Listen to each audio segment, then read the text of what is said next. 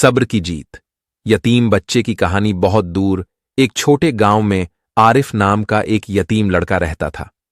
उसके माता पिता बचपन में ही नहीं रहे थे।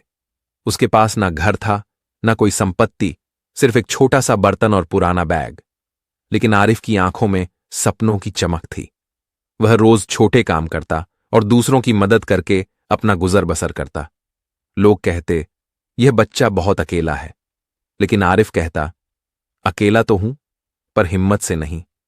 हर सुबह वह सूरज को देखकर खुद से कहता, आज का दिन मेरे लिए नई शुरुआत है। गांव में बच्चों के लिए स्कूल था, पर फीस बहुत ज्यादा थी। आरिफ रोज स्कूल की खिड़की से बच्चों को खेलते और पढ़ते देखता। दिल में एक इच्छा थी, वह भी पढ़ना चाहता था। एक दिन उसने गांव के पुराने किताबों वाले दुकानदार से पूछा, भाई साहब, क्या मुझे किताबें सस्ती मिल सकती हैं? दुकानदार ने हंसकर कहा, तुम्हारे पास पैसे हैं? आरिफ ने सिर झुका दिया, पर हार नहीं मानी। उसने ठान लिया, मैं पढ़ूंगा, चाहे कुछ भी हो। एक दिन खेलते समय आरिफ की मुलाकात रिया नाम की लड़की से हुई। रिया ने कहा, तुम यहां अकेले क्यों हो? आरिफ ने सच बताया, मैं यतीम हूं, घर नहीं है, पर मैं पढ़ना चाहता हूं। रिया ने मुस्कुराते हुए कहा, मैं तुम्हारी मदद कर सकती हूं, मैं तुम्हें स्कूल में छुपकर पढ़ाऊंगी। आरिफ की आंखों में आशा की चमक लौट आई। यही दोस्ती आरिफ के जीवन की पहली बड़ी ताकत बन गई। आरिफ ने अपने दिन की शुरुआत छोटे काम से की। खेतों में काम करना, मछली पकड़ना, पुराने बर्तन धोना। जो पैसा मिलता उसका कुछ हिस्सा बचाकर किताबें और पेन खरीदा। हर रात वह चुपचाप टॉर्च के रोशनी में पढ़ता। सपने बड़े थे, पर साधन छोटे। लेकिन आरिफ का विश्वास था, सब्र का फल मीठा होता है।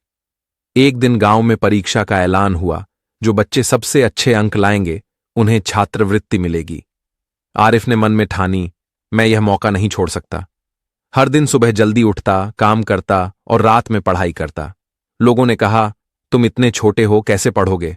आरिफ ने मुस्कुराकर कहा, छोटा हूं, पर सपनों में बड़ा हूं। आरिफ के पास पर्याप्त किताबें नहीं थीं। बारिश ने उसके बैग और किताबें गीली कर दी। आरिफ उदास हुआ, पर रोने से कुछ नहीं होता। उसने पुराने अखबारों और भूले हुए नोटबुक से पढ़ाई जारी रखी। सब्र का मतलब यही है, मुश्किलों में भी हिम्मत न हारना। रिया ने आरिफ को एक छोटी डायरी दी। डायरी में लिखा था, जो हिम्मत नहीं हारता उसका सपना सच होता है। आरिफ ने इसे हर दिन पढ़ा और खुद को प्रेरित किया। अब उसके अंदर सिर्फ पढ़ाई की भूख नहीं, बल्कि जीत की चाह भी जाग गई। अंततः वह दिन आया जब परीक्षा होनी थी। आरिफ ने सुबह जल्दी उठकर खुद को तैयार किया। रास्ते में उसने भूख और थकान को सहा। स्कूल पहुंचकर उसने पूरे मन से परीक्षा दी।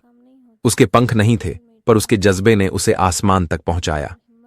परीक्षा खत्म हुई। अब इंतजार का समय था। आरिफ रोज स्कूल जाता, लेकिन परिणाम नहीं आता। कभी कभी हार का डर आता, पर वह खुद को कहता, जो किया वह सबसे अच्छा था।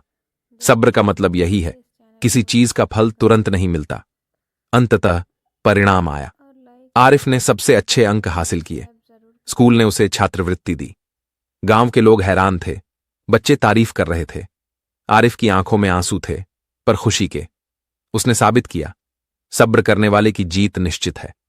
छात्रवृत्ति के कारण आरिफ अब रोज स्कूल जा सकता था। नए दोस्त बने, नए शिक्षक मिले। अब उसका सपना सिर्फ पढ़ाई तक सीमित नहीं रहा।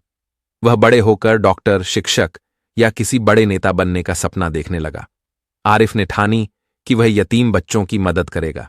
वह गांव में छोटे बच्चों को मुफ्त पढ़ाने लगा। बच्चे उसे अपना आदर्श मानने लगे। अब उसका जीवन केवल खुद तक सीमित नहीं रहा, बल्कि दूसरों के लिए भी प्रेरणा बन गया। आरिफ के जीवन में कुछ और मुश्किलें आईं, बीमारियां, पैसे की कमी। लेकिन अब वह अकेला नहीं था। रिया और गांव वाले उसके साथ थे। सब्र और मेहनत के दम पर उसने सभी मुश्किलें पार की। आरिफ बड़े होकर मेडिकल कॉलेज गया। वह सबसे गरीब और सबसे मेहनती छात्र बन गया। हर दिन उसने याद किया, सब्र और ईमानदारी से बड़ा कुछ नहीं। उसकी मेहनत ने उसे वो मुकाम दिया जो पहले केवल ख्वाब था। आरिफ डॉक्टर बनकर गांव लौटा। अब वह यतीम बच्चों की मदद करता, उन्हें पढ़ाता और उनकी जिंदगी बदलता। गांव में हर कोई कहता, देखो, अकेले बच्चे ने क्या कर दिखाया। आरिफ मुस्कुराता और कहता, सब्र का फल मीठा होता है। कहानी यही सिखाती है, जो सच्चे दिल से मेहनत करता और सब्र करता है, उसकी जीत निश्चित है।